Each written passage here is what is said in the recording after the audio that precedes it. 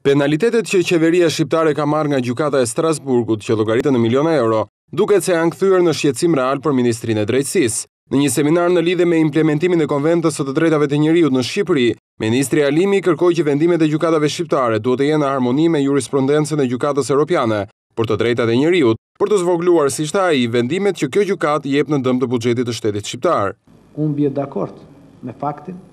se Gjykata Evropiane nuk mund të shihet si një instancë e katërt gjykimi,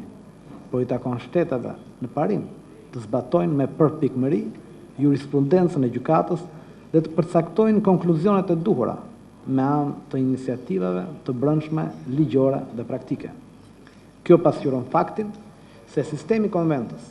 është plotësues për ruajtjen e të drejtave të njerëzit në nivel kombëtar dhe autoritetet kombëtare në parim janë në pozita më të favorshme të sa një gjykatë ndërkombëtare për të vlerësuar nevojat dhe kushtet vendase. Të pranishëm në këtë aktivitet ishin edhe drejtues të gjykatës së lartë, gjykatës kushtetuese dhe ekspertë huaj në çështjet e të drejtave të njerëzit. Sipas Philip Boyle, drejtori i zyrës për të drejtat e njerëzit në gjykatën e Strasburgut, reforma në sistemin e drejtësisë nuk do të kishte vlerë nëse në themel të saj nuk qëndron respektimi të drejtave të njerëzit.